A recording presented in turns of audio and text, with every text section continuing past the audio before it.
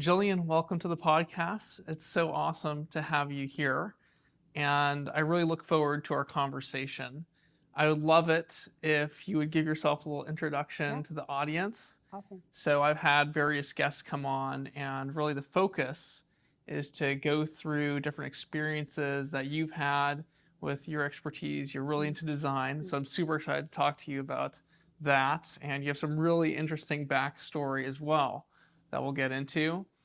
And it'd be awesome to just share who Yeah. you are, your background, just very briefly an hmm overview, and then we'll get more into it. Yeah. Okay. Awesome. And thank you so much for having me, Michael. I'm looking forward to our conversation.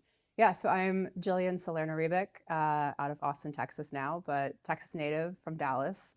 I've been in Austin for a few years now and went from being a full-time corporate employee to a two times over business owner now. I have a consultancy with a co-founder that focuses on UX design and research and strategy. Have a background in design thinking, and am very much embedded in the Austin kind of scene, looking to help people improve their experiences with customers, with citizens, with whoever you're trying to reach, in a way that is like human focused.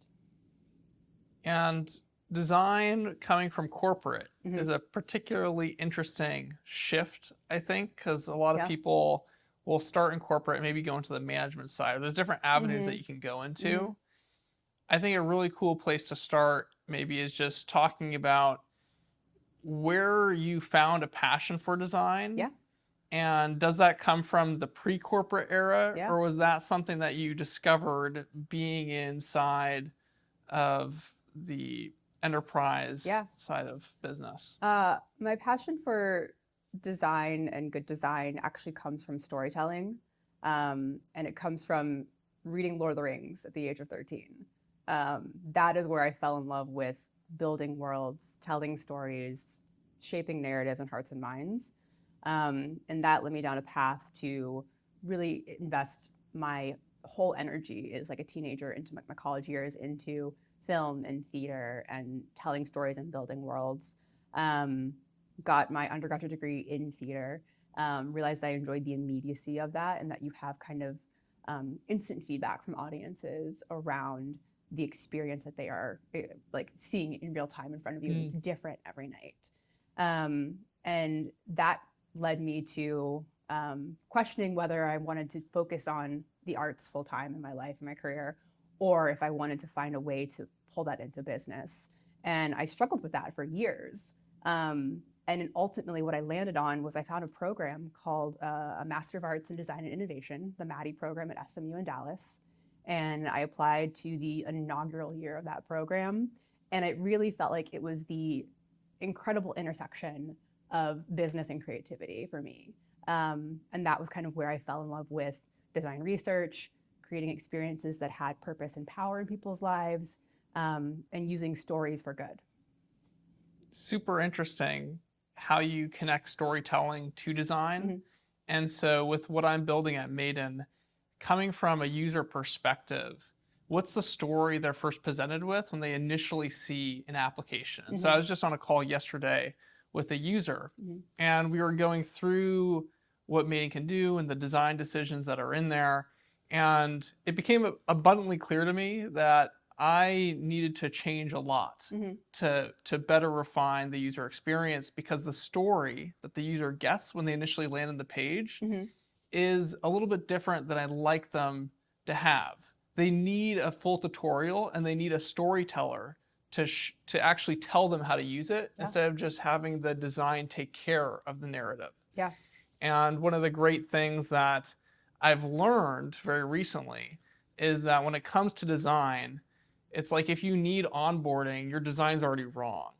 It's if you can land it where it's so intuitive, where a person lands on your page Mm-hmm. and they just understand intuitively Mm-hmm. which buttons do what Mm-hmm. and how the tool is supposed to work, just from the hierarchy of positioning, that's really design that is exceeding all expectations. That's very hard to do, and some Mm-hmm. apps obviously are very Mm-hmm. complicated. Like Yeah. Photoshop, you're Yeah. not going to be able to get someone intuitively into something so complicated. You Sure. need onboarding for these really complex tools. But for so much, creating that simplicity is so difficult. And it really does come down to storytelling and how does the user think about different components together. Yeah. What has been for you the real bridge in first thinking about a UI, UX decision when it comes to building applications to connecting with the user in the right way so they actually understand it? And how are you going about that research process to then reinforce the decisions that you're making?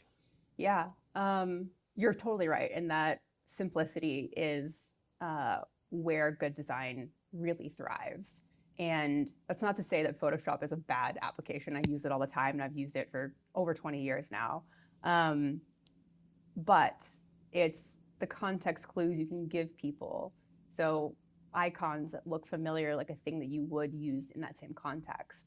I think about video games. When you start playing a video game, you only have like one move you're able to do in order to build that muscle memory of the function of that opportunity in the game.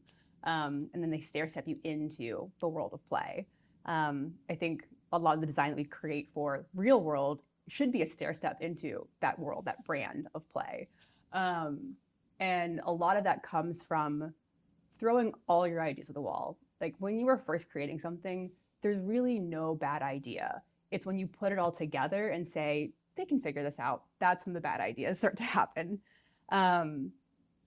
Early customer feedback, early conversations, early testing with someone that doesn't know the world you've been building in, because you get so laser focused about how much impact your product's going to have on the world and how you're going to change people's lives. And that may be true, and that's great, but you have to do it in a way that follows mental models that already exist, or coach people into that new mental model with a little bit of help and a little bit of a guide along the way.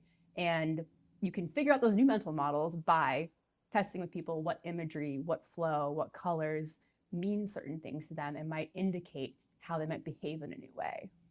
At what point do you know that what you've done is good? Because when you're designing something and you have this flow that you've built and you have words that you're using and icons that you're using, and you might do 5 interviews. Yeah. And 3 people will agree, 2 people will disagree, and maybe really the 2 people end up being right, and because you're only sampling 5 people. So like how many people do you end up sampling? And at what point are you like, this is the right way to go about doing it? Yeah, definitely. I think twofold answer there. One is that qualitative interviews are a very important form of data. They aren't going to give you the quantitative scale, but they're measuring experience. They're measuring kind of the very intangible things that make things worth doing repeatedly. The emotion, the joy, the frustration, the tension, the feelings of success, all of that. You can't measure that in quantitative data. So it takes, they say, about 8 interviews to get about 86% of what you're going to hear, and then 20 is about 96% of what you're going to hear. And then you'll have your edge cases, and you want to design for your extremes, of course, but you also want to design for the people that are going to be in the weeds of it every day and excitedly and enthusiastically using your product. The other kind of side of that is that when you start to see less and less variation in your interviews, you know you're getting closer. And that usually means that you're talking to your ICP, your kind of persona that you're going after. And you want to make sure that if you're getting a lot of tension and friction in your data, make sure that you're actually talking to the person that you're going to be selling this to eventually. And if you're talking to people that are outside of your target market, that might be why you're trying to design for too many things and use cases. How much of design is data versus the artist of you or the people that you're working with that are making the design? Yeah, that's a good question. I'd like to say it's 50-50, but I know that there's probably more of a give and take there as well too. I think in an ideal world, it's 50-50 and it is a nice collaboration, but maybe it's more 60-40 in either direction sometimes. I think like if you're a designer and you've been designing for a while, you have good intuition, and honing your intuition is a great way to become a better designer. And that comes through observing the world around you and being very curious about how everything works, from systems to literal like space configuration to how your order gets prepared behind the counter. Being curious about all those processes can give you inspiration and intuition for design work that you're doing that isn't in that same context. And then I think also just always kind of returning back to who you're designing for. You're not designing for yourself at the end of the day. You might be a user yourself, but it's ultimately not just for you.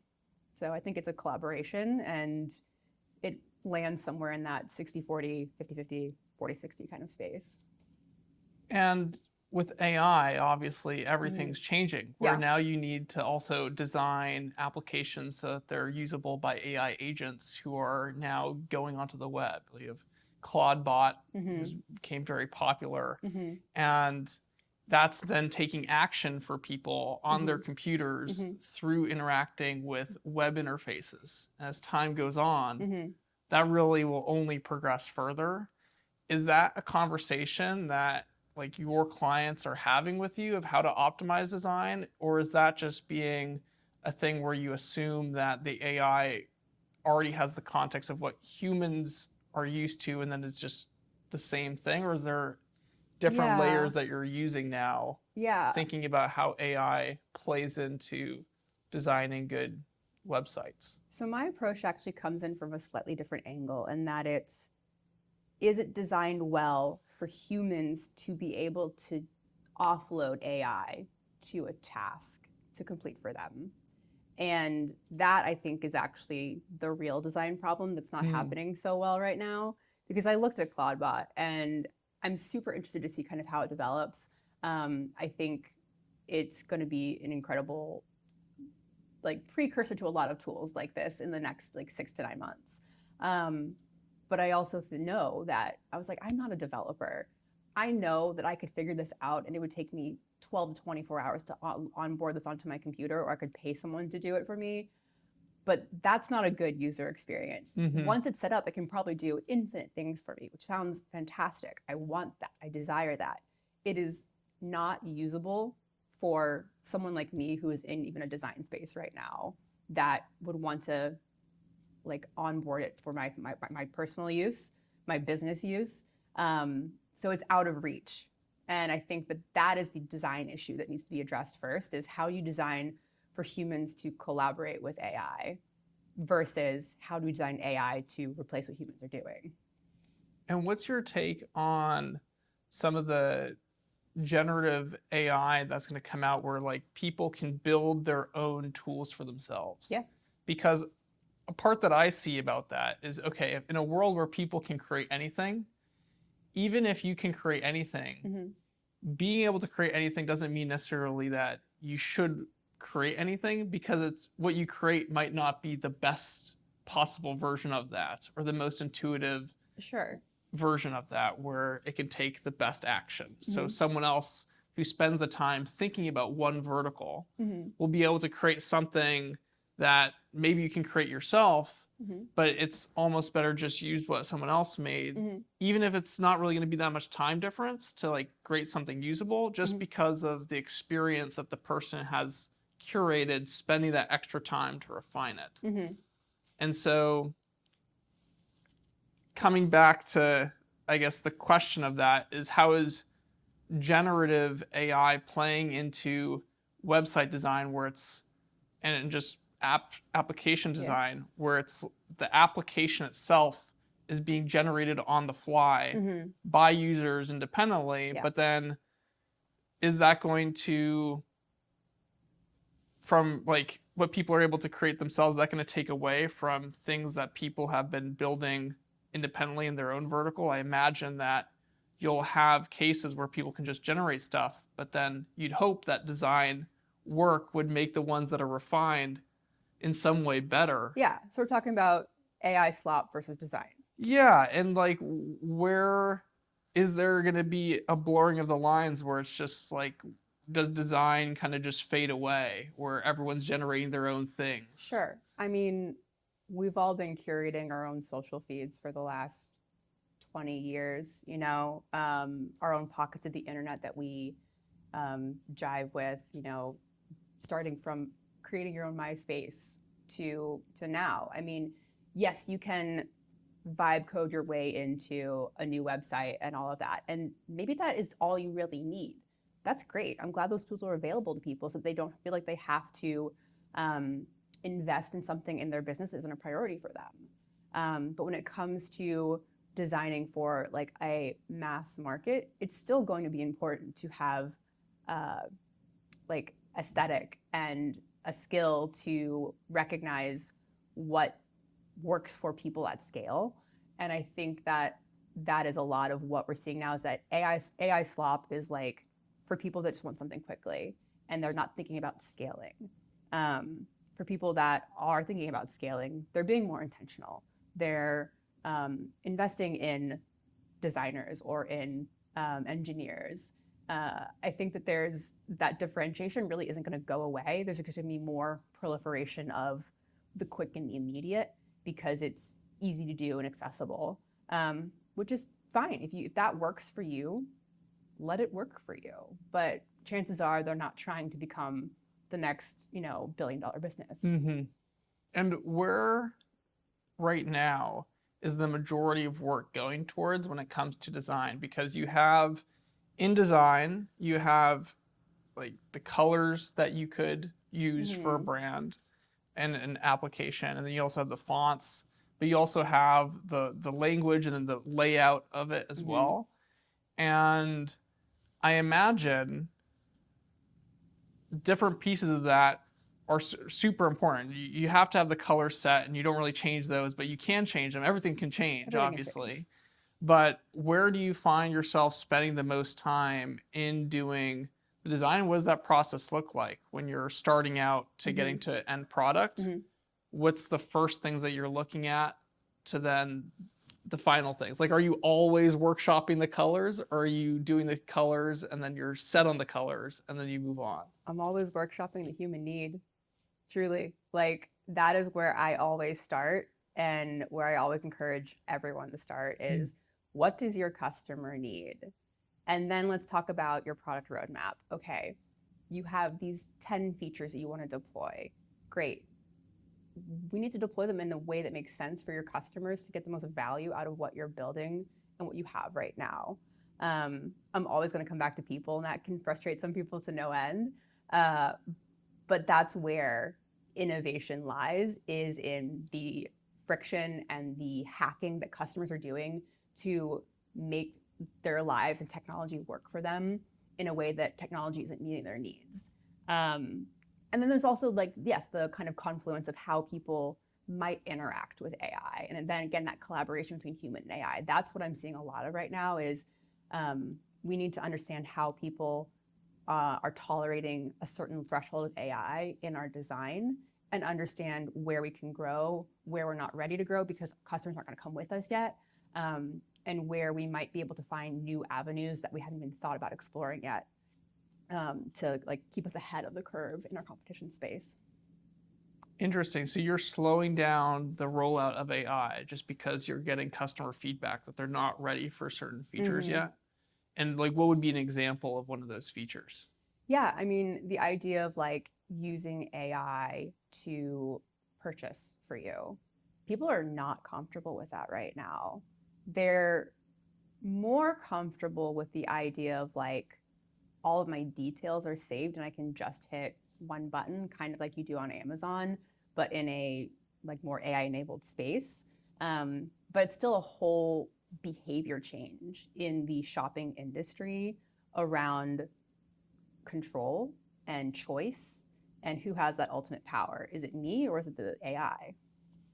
And so when you say the role of a designer, would you say your engineering experience, or like what is the, when I think of a designer, I think of people who are artsy, but also with AI making software relatively easy to build. Obviously, there's a lot of work that still has to be done in making great software, but the ability to code is now transformed into something where you can just speak English to a thing and then it will do code. So you just have to engineer a system with English. Yeah. Which is very different from having to literally type in a different language. I forgot the question I was saying, but relating to that, coming back to engineering, designers today, to me, feel like where all the software engineers are kind of being pushed to, where everyone has to become more of a designer instead of being an engineer. And do you see more people now coming into design? And are you now wrestling, or is the group becoming more of this technical batch, or is it still very artsy and artsy? Because like I think when people think of designers in the past, they think of people who are very out there and not very just not very technical. But maybe that's becoming what now like an engineer is like this designer that's very creative and flamboyant, has all these ideas about. Sure. No, I think that there's a mix there. I think that like engineers are still going to their jobs feel slightly less secure, in my opinion, than the design space. However, just last year, that was not the case. Everyone was proclaiming that UX was dead, that it didn't matter anymore. No one was hiring anyone in the UX space. It was a very scary and strange time to be in UX. And for me, I've never felt job insecurity in UX because the experiences that we are creating in the world, no matter whether it's with AI or how it's going to change in the future with technology, humans still need to use those and interact with them, even if it is just to tell an agent to go do a thing. That experience, that handoff still matters. And understanding the user at the end of the day still matters. So design is always going to matter. Like we have designed and engineered our lives since the dawn of time, for aesthetics with cave drawings and recording history to developing symphonies. Like we have been curating good design for millennia. On the software engineer side, developer side, I think that there is a demand for higher technical expertise and a little bit of creativity and exploration now with what technology can do. And so they are in like an upskilling moment. And there is some discernment and taste that needs to be put into that. So it's an opportunity to elevate yourself and stand apart from your peers, or to maybe just pivot into something else that might have been interesting to you. What happened over the last 6 months to a year that made it so that people start valuing UX again? Because I do remember that period where people were just, maybe it was just concerned about AI in general, and people didn't really understand who was going to need to be actually valuable because they saw AI building out all these systems, and they were like, okay, we don't even need to make a mock-up anymore. We can just have the AI build it. And at what moment did that concern disappear and where people start valuing UX again? And I think there was some cross section of that, plus people just deploying things that had AI either make them or like embedded into them and being like, the AI can handle it. We don't need to do anything anymore.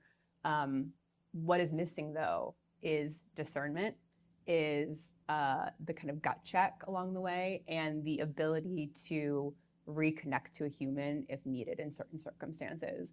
And so discernment now is like the sought after skill that I think is coming back into the UX space, and is also allowing, again, for junior design roles to be available, I think for the first time in what feels like almost a year now. It actually feels like junior designers can start to find roles again. But I think that there was a momentary like deer in the headlights freeze of like, do we even need these people anymore? And it's like, no, you absolutely do, because you still have to have things that are created and gut checked with your customers by people. And you can use AI to kind of speed that process along. Like we use that in our agency as well. But at the end of the day, you need a human there discerning what was found in the research to determine what the next steps are. So is a designer nowadays a researcher of customer experience? And how much of the designer work, again, coming back to like the artwork side, is just like creative artwork versus researcher of customer experience? Yeah, I mean, like I am like the research heart of my company and my co-founder is the design heart, but we both have opinions on each other's craft and have worked in both of those spaces before. And I think that the best designers with like, you know, the capital D designer, like have a little bit of both and have that kind of kookiness, that creativity, that brainstorming, that like off the wall thinking. Like at my core, like I'm an artist. I've been an artist since I was a teenager. And like that is the career that I've curated, but my medium now is people and insights. And how, with the interviews earlier, you said 8 people, 86% of the way there. Yeah. And then you said 20 people, you get to about 96%. 96%. Yeah. So you get 12 more people and you only get 10% gain in confidence. Yeah. Yeah. And so that's a lot of people. Yeah.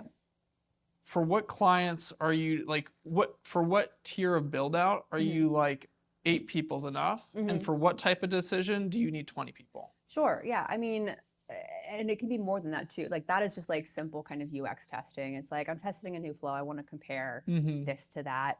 You know, we've rebranded the experience. The PDP page has, you know, clearer language on the one. The reviews have been bumped up.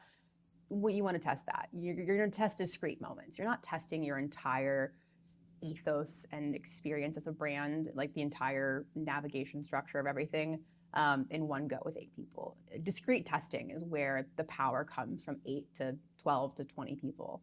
And the idea is that you get to compare, hopefully, like an experience to each other, or you get to just have people walk through and kind of like give you a think aloud of what they're experiencing, how they're feeling, if they're lost, what feels like they would do something a different way.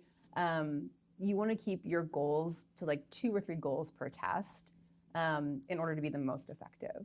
And then how does A/B testing play into the test? So it sounds like when you're doing these tests, are you running through the same flow for 8 people and getting 8 people's different test results on that flow? Or are you doing 4 people on one version, 4 people on another version, and then comparing that? Yeah, so ideally you want to actually have those 8 people test both variations and you give them like randomized A or B first. Okay, so walk me through the collection of the people. So I presume these people are existing users. Yeah, or it can be. Or potential people you outreach to. And so you're having to curate this list. Once you have your 8, you're creating 2 versions and you're alternating which version you show first. Yeah. And the feedback that you're doing, I presume you record the calls. And beyond the recording of the calls, what are the things that you're watching out for between them? Because I presume, okay, you're swapping the ways one is presented first versus the other presented first. That must mean it doing one first and then the second first, like this the other way around, like just keeping the order consistent would, I mean, like obviously it would skew the results in one way because you have bias towards some. Yeah, you always have bias towards what you see first, and that's why you try and mitigate. So how do you mitigate it? I guess with the flopping of it, and how are you like what signal is someone sending in an interview where it's like, oh, that was because we flipped the order versus that was because they actually like this one versus that one. Yeah, I mean, I think like, and that's kind of what you do, why you do things at scale, so that you maybe 8 isn't enough, maybe it's 12, and to mitigate bias, you want to do as much as possible and to be as neutral as possible. So flipping the order when you see something is first. Second is having very neutral questions and then keeping them open-ended. So nothing's ever yes or no. You want to have the why there, and then you want to know about the why behind the why. And generally, people are very willing to talk about what they're seeing and whether they like it or not. And if for some reason someone's shy, then you just like give them the time and the silence and the space to speak. Silence is a very powerful tool in research because it allows people who don't often think about silence to fill that space because they feel like they have to. So you start to get more interesting information based on that. And I always like to start with like a couple of warm-up questions of just like things that are in a similar space to the test. Like if it's about groceries, how often do you buy groceries and why? How do you normally shop in the grocery store? What's your pattern? And then get into, okay, we have experience today about a grocery app. Let's talk about, how you would place your normal order. Mm-hmm. And it doesn't matter if it's experience A or B, because you're going to ask the same questions on experience A and B. So you're going to get the answers that are going to be similar, same order, but you're going to have people experience the different experiences differently. And you can tell pretty quickly where people are gravitating towards, and people are not shy about saying, oh, I like that first one better, or I like that second one better, and that happens to be the experience A that you want to win. And just to tie back to a point, this is for not any big thing. These are for small tweaks in a design. How small? You said one or two things. So is this a button? Is this a Hopefully it's more than a button. Is this a panel on a page? Yeah, it can be. I mean, truly anything. You want to have 1 to 2 goals. You can you can change 4 or 5 things, let's say, but you want to have 1 to 2 goals. So it's like, I want to understand which of these experiences it has the least friction for customers, and then I also want to understand which experience is the most enjoyable. Great, least friction, most enjoyable. Let's figure it out. And it may be that the current experience that has, a very white and, black and white kind of layout and whatever is actually more desirable than something that has then been changed to like this hot pink and green experience that is more playful. And it's actually like, no, that's a hazard. It makes my eyes like really confused about where I need to find the lettuce because everything is green on the page. Interesting. And have you seen any of these AI interviewer things that are coming out now? Yeah. Have you tried any of them? Yeah, I use them. And so what's the value in those versus just doing it by yourself? Yeah. And who are those most useful for? Yeah. The value in doing them is that I can interview 100 people in 4 days and not have talked to anyone. And that's pretty cool because I don't have time for that. So it's a time saver. You're able to scale things and get like big, meaty insights. If you're looking for like loftier ideas of like what's going on in an ecosystem, like how do people feel about shopping with AI? Well, let's talk to 100 people today. And we'll get like a repository afterwards that we can start to sort those insights and see what themes start to emerge. And that way we can use our discernment to see where do we go next. What are you most excited about over the next year for where design is going? And do you see AI ultimately playing a bigger role in this interview process? Would you ever be utilizing AI agents to just offload the whole research process entirely? What excites you, but what also makes you a little bit worried? Yeah. What excites me is the ability to streamline work and make my job easier. And by easier, I mean more efficient, so that I can be selling more in my business and know that I can get dependable research back that I can then give to my clients so they can work with their customers in a smarter, more intuitive, more, user-friendly way. Do I think that we're going to get to a place where AI is just going to do everything and then I have no purpose anymore? I think that will be available to people, and if that's what you can afford, that's what you can afford. Will there be mistakes in that? Yes. Will there always be mistakes in that? Yes, because right now AI doesn't have the like human reasoning side of things where it can really understand when someone is like backed away from their screen because they're disgusted with what's in front of them, or they're like searching all over on a page and they're like, I can't find it. And it's like they're keeps getting prompted to like go to the next page. there's no way to kind of direct and course correct people that at least I'm aware of and I've seen in interviews.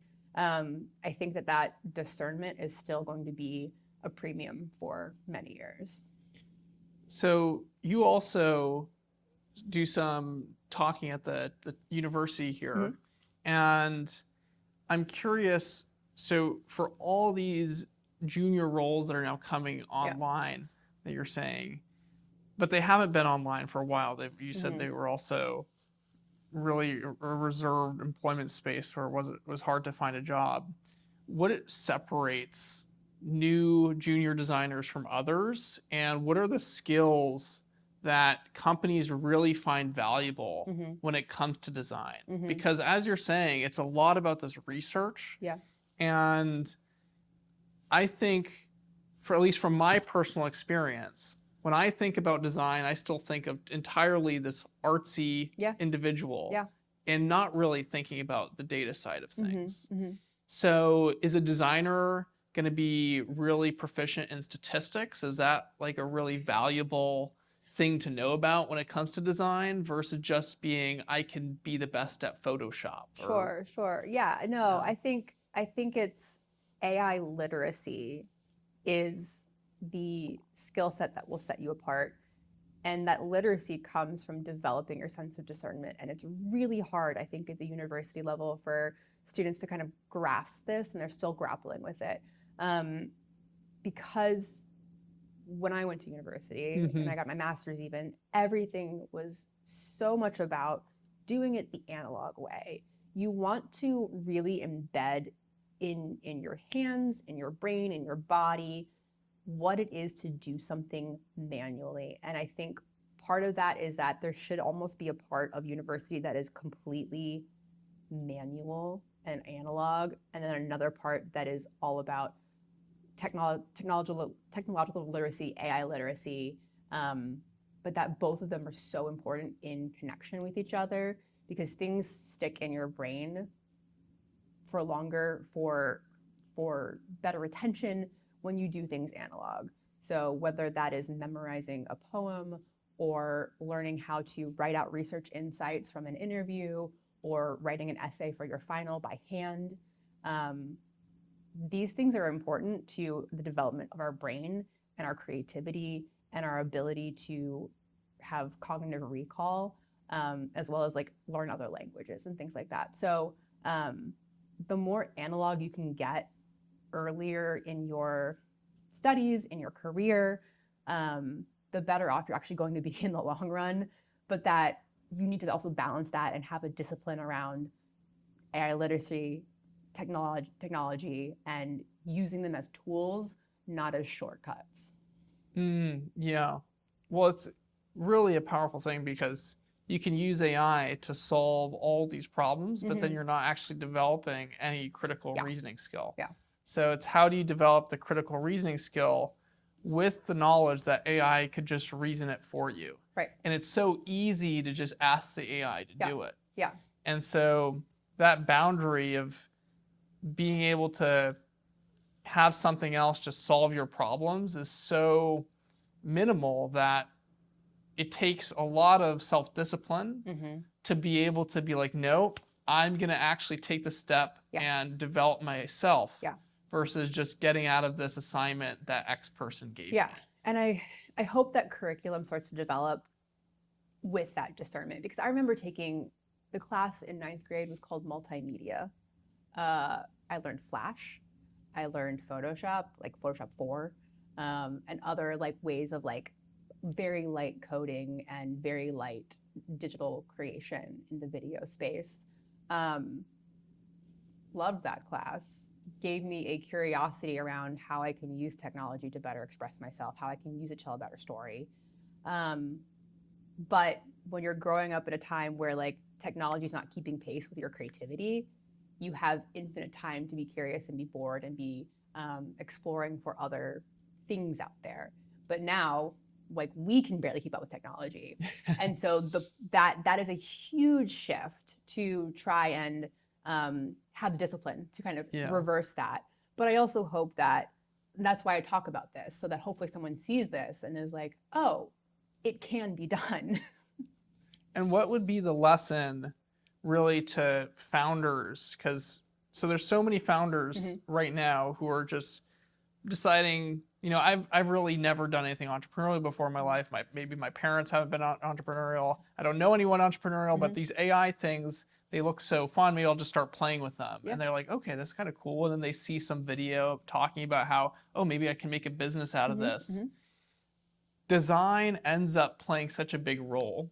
And for someone just starting out, they might be into some wildly far away stuff that's nowhere near close to any concept of like what good design is. Sure. So for people who are just starting out into thinking about design and maybe feel like they're lost with what to get started on and like how do you even get these people into interviews, and it's like I don't even have a thing really to show them. Like how do I even get there? Like you have to initially design something.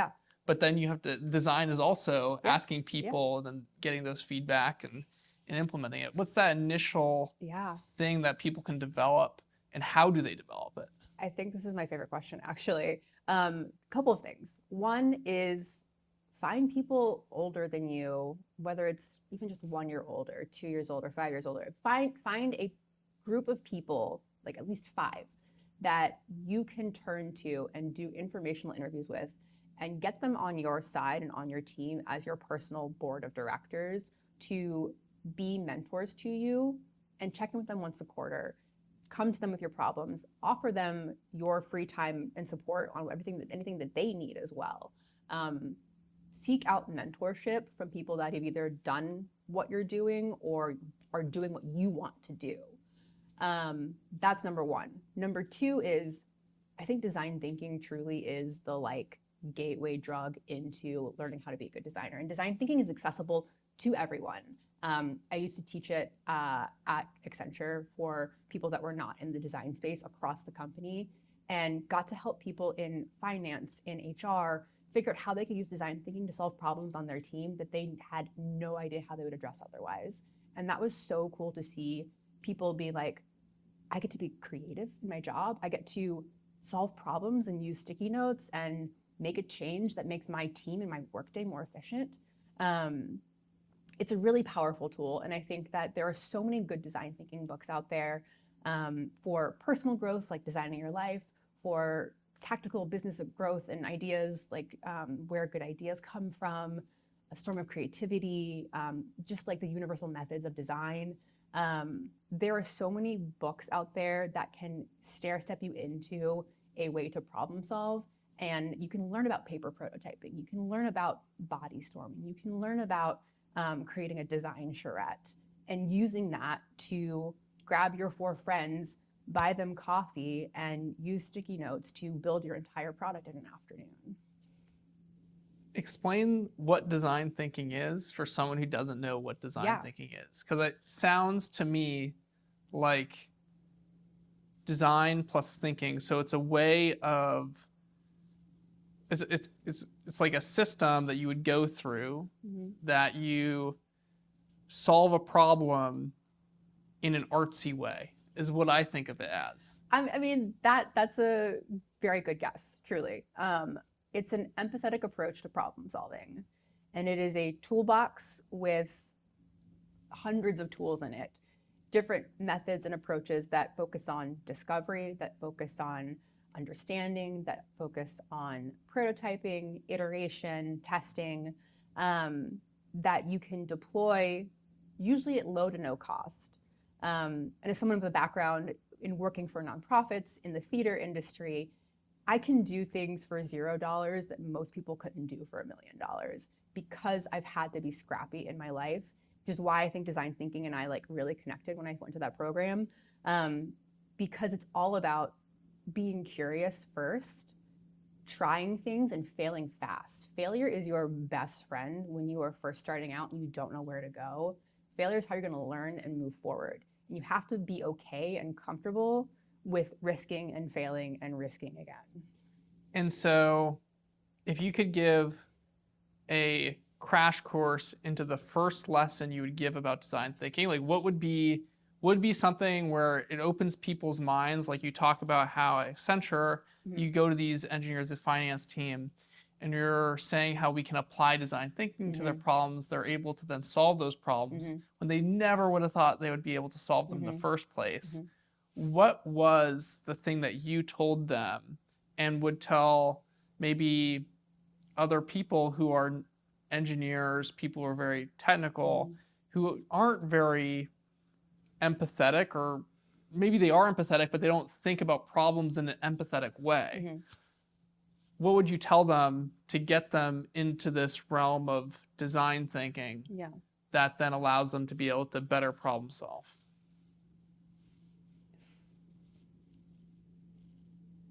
If you lead with empathy, you ask questions before you even draw up a wireframe, you're going to learn so much more about whether your idea is worth pursuing or not just by talking to people. The first thing I teach my students in class is interviews.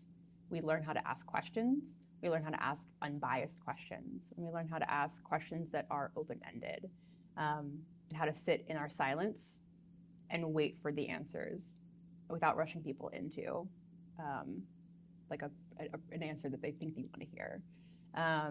So again, it's like the whole, you have 2 ears and 1 mouth. That's the ratio in which you should be listening versus talking and doing. And so it's a framework that starts with curiosity, is what I get from that. Yeah. And so you have the curiosity, you ask the questions, and then you hear the answers back. And it's really this feedback loop of saying, maybe I don't have the answers, maybe I do have an idea of an answer, but let me just pause and get everybody else's open take about this problem without pre-imposing my belief system on them. Yeah. And so that sounds to me like kind of the first step in the design thinking path. And then you collect all your results, and then you can look at them. Does the next step involve taking that, synthesizing it, and repeating that? Or when do you get to the point where it's you're making the gut decision and using your own problem solving? Yeah. I think you should never let go of the user in the process. And that can look a lot of different ways. But it is an iterative process that theoretically never ends. And maybe you're not doing it in as many quick cycles.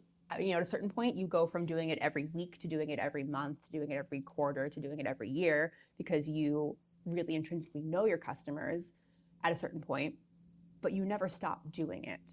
And I think, like, for example, in grad school, my very first client was a nonprofit restaurant company in Dallas called Cafe Momentum. They're still in business. They employed young teenagers that had been in juvenile detention to work in their restaurant for a year to understand front of house, back of house service, pastry, being a chef, being a host, all of that. And they came to our grad program and said, hey, we have a homeless intern problem. We want y'all to solve our homeless intern problem for us. We're like, great, let's do some interviews. Let's meet these kids, talk to the restaurant, talk to case managers. After 7 weeks of research, my team and I finally asked the question to the executive director, the lead chef. And I was like, how many homeless interns do you have? He said, right now we have 1. And I was like, Chad, I have a couch. That's the problem solved. We're not solving homelessness here. We're not trying to build you a housing network for these kids.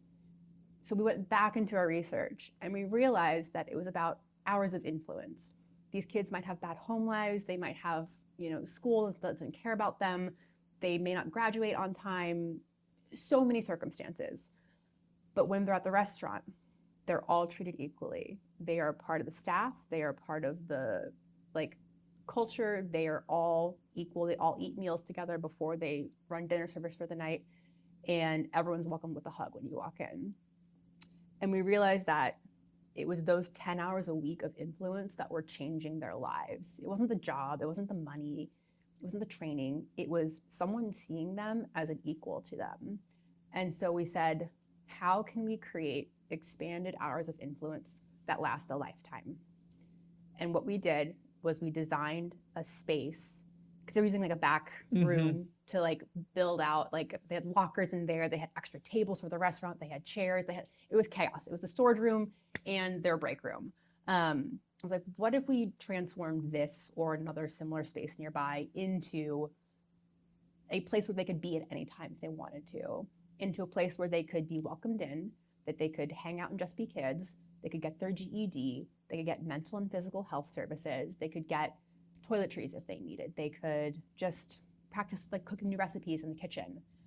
We built that out literally with string and cardboard and tape, and had a friend who was a puppeteer master come in and give a lesson on being an artist in the community and how you don't need a college degree to be an artist. And we prototyped that with the kids, with the staff, and did that in like 2 iterations, and we presented that as our final solution. They loved it. They funded it in 8 months, and they built it in 16, and it exists now in the restaurant underneath the restaurant itself, and they've franchised across the country. Because we listened to the kids and we asked the obvious questions. So we wouldn't have gotten there had we just listened to the executive chef and saying, oh, I've got homeless interns, I need a housing solution. We would have been like, great, let's go build you some housing for some kids. We've got these little like mini fun houses here. That would have been the wrong solution entirely had we not talked to these kids, to the case management, to the staff, to experts in the community. So all that rests on being able to ask the right question. Yeah. And how does one ask the right question? Yeah. And like you're saying, it's open-ended. Yeah. So like maybe define what the criteria for a good question is. Yeah. Because you could ask a good question, but maybe it's a question for a different type of environment. So for design thinking, you want open-ended questions. Open-ended.